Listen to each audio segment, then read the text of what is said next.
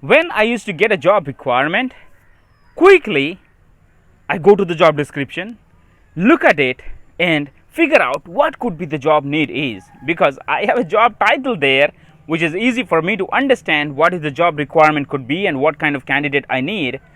And before I go into sourcing, I used to draft the job requirement and post it in the job portals. What used to happen, to my surprise, half of the day passed, 3/4 of the day passed, but I could not able to receive the best resumes. Well, whatever the resume I receive are fake, and you know what do I mean by fake, and the candidates resumes which are irrelevant to the job I posted. And those candidates who posted their resumes, it was sometimes very hard for me to reach them. I don't know, to my surprise, people reply to the job ads in the job portals and they never come back. They never return to the call or emails. And I have no idea why it is used to happen. And most of the time, I have seen a tendency of not getting good resumes through job posting. Again, I have to dive into the sourcing and get candidates the one I like and submit. Here, what I understood when I researched, I checked online, there are not only my company that has posted requirements, but so many other companies who worked with that vendor has posted the requirements. And why why the candidate should apply to my job? That was a bigger question. Do you ever happen to you that you post a job and wait for some time and you never receive any resumes? And to your biggest surprise, you think that there are a lot of candidates who are looking for a job, but why people are not applying to my job? Right? And that is exactly what I'm going to share now.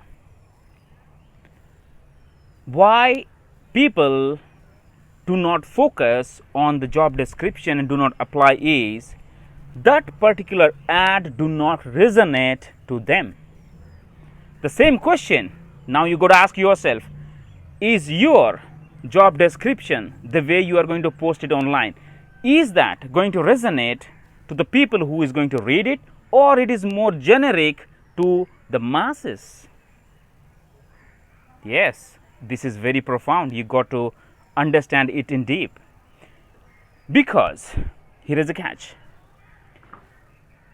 The requirement has to be focused for one individual. You got to understand that, because we expect one candidate's resume to go to the client, right?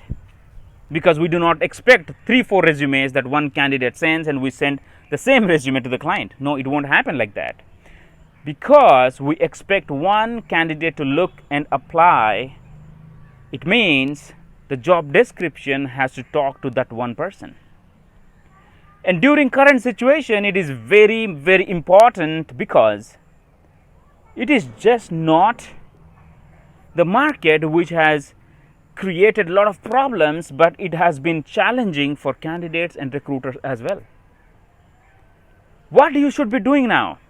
While drafting a requirement, focus on what is the first thing the candidate wants to know. You might be explaining about how good you are, what is the good company you have, who's the client, and the job description and everything, and nobody damn cares about you. You got to focus on the candidate, right? So now, what is that they would like to know? They wanted to know how much it pays, why they should work with you, and what is that it is going to happen when they work with your company. So that is what you should be focusing on. When you post a job, on the first line mention that this job pays this much to this much. If you do not want to give the exact rate, give a ballpark. And mention that how fast your client moves. Mention your payment terms. Is that bi-weekly? Is that direct deposit? Or it's that one every week you pay? It's a net 30, net 45. How good you are at paying money, and so on. Then come back to the client and environment. Why people would love to work with you, mention that in one line. Why the candidate should work with the client, mention in one line. Once after you have mentioned both the information, then come to the job requirement and mention 3 to 4 bullet points. Do not dump all the garbage that you receive from the client. Why do I call garbage? Because most of the time when it comes from VMS, those are stock requirements. So now you need to understand what exactly the client is looking for, and you got to be creative enough letting the candidate know that why you are so good at mentioning what the client is looking for compared to your competitors. What they do, they copy paste everything what the client has, but what you have done is you have curated the information and you have shown to the candidate what is relevant. Well, you definitely have to send everything, and that should happen after you connect with the candidate, but it should not before.